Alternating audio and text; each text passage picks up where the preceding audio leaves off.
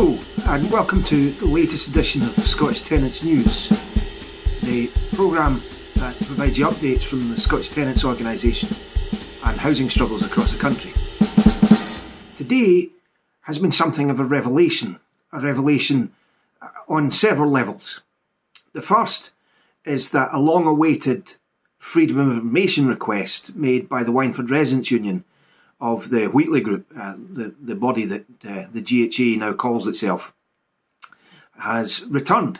And they twice pleaded for extra time and redacted certain things in what they gave. But what they gave was very telling indeed.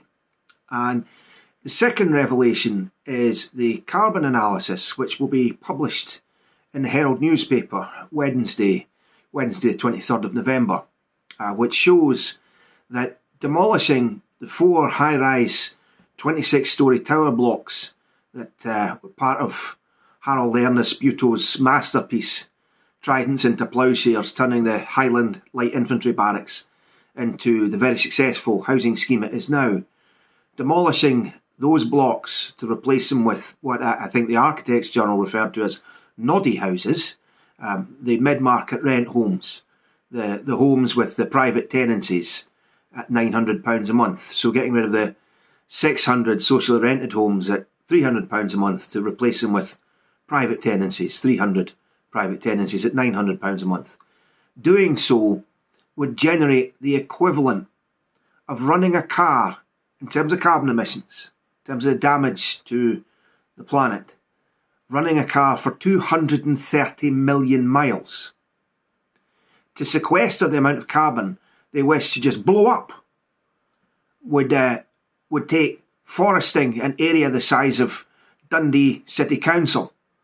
So a vast amount of carbon emitted, 10,000 tonnes of carbon emitted, a massive environmental damage at this time when we don't have a second to spare on the climate crisis.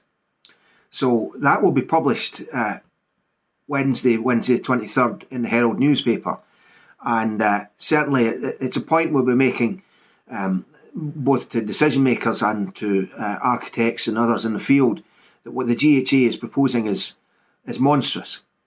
But there was a second revelation today, or just near about today. The number of deaths among homeless people in Scotland has risen by more than 100%. Around about 100%. So in 2017, there were 121 people who died on the streets of Glasgow. And last year, there were 221. And what we know from the data that's just come out from another Freedom of Information request is that the number of homeless people housed in hostels has been growing too, including among children.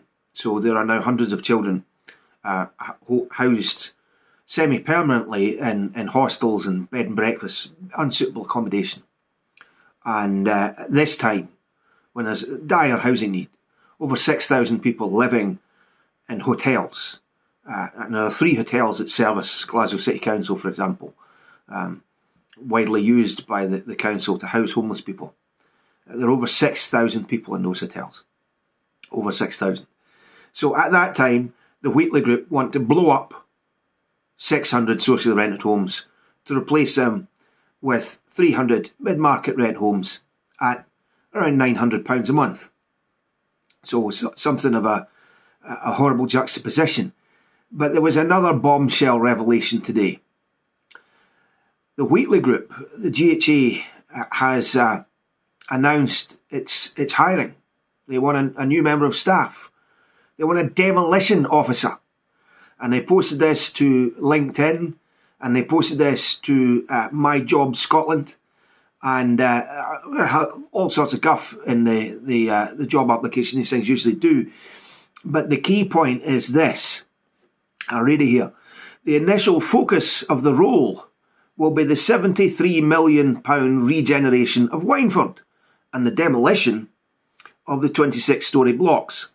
This has been identified as a strategic priority for the group and will be one of the largest regeneration initiatives in Scotland. Future projects will be across group, including Dumfries and Galloway. Now that last sentence is crucial, because what tenants have been saying in the Wynford is that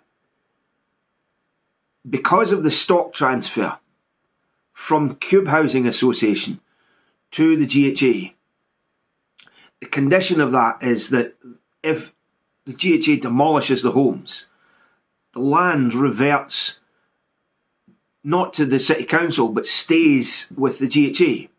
Now, with the creation of the GHA back in 2003, what happened was any former council house that gets demolished, the land beneath it would stay with the council, so the GHA wouldn't benefit. Now, the GHA went on a mass demolition spree in its early days, and at the time it intended to pull down every tower block in the city. That was one of its aims. Fortunately, they weren't able to do that, but they did do an immense amount of damage. But now they have 97,000 properties across 19 local authorities. How did they do that? Because they started out as a council housing department, which became a housing association. Well, now they have swallowed up at least 7 other housing associations, including the Dumfries and Galloway Housing Partnership, which is all the former council housing in Dumfries and Galloway. They've also swallowed up the Dunedin Canmore Housing Association in Edinburgh and the Lothians. So they've eaten up a lot of housing associations which have homes on very expensive land, just like in the Wynford.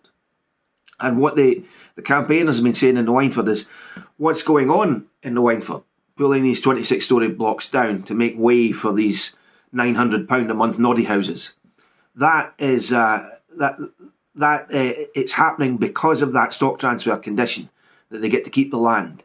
And it's a pilot project for what they do with all these housing associations they've swallowed up in the past 5 or 6 years. And it's telling there that this new demolition officer, their main focus will be in the Wynford, and their subsequent focus will be in Dumfries and Galloway and across group, meaning not in Glasgow, meaning those housing associations they swallowed up. And this is important because in the new Freedom of Information request that the Wynford Residents' Union received today, there was a revelatory new section. They're going to begin a master planning exercise. They're going to begin a whole new tranche of consultation. Now, the Wynford Residents' Union has been asking for a meeting from the GHA for 12 months, since November, since they announced their shock demolition plans.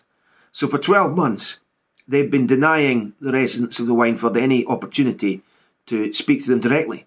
But now they're going to begin a master planning exercise.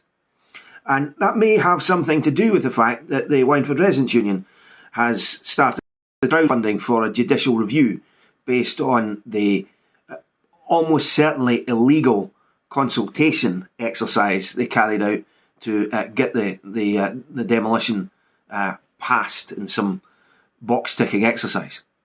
But the other aspect, part of this bombshell Freedom of Information request that came out, is that the GHA did in fact conduct their own engineering study on the 600 4-storey high flats, 4 26-storey high flats, and what the engineers found is that yes, the flats could be retrofitted.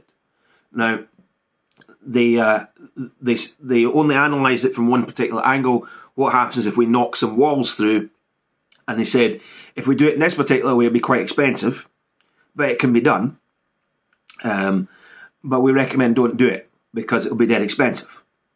However, what they told the public, what they told the decision makers, what they told the tenants, is there was no way these flats could be renovated. In fact, they'd commissioned a document which said that they could.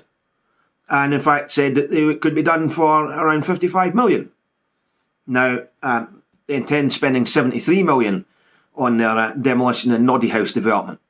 So you add all these things together, the rise in homelessness, the demonstrable attack on the environment that bringing those flats down and replacing them with noddy houses would be rather than renovating them, and the fact that they lied about the inability or supposed inability to retrofit, and in fact their own study showed they could be retrofitted.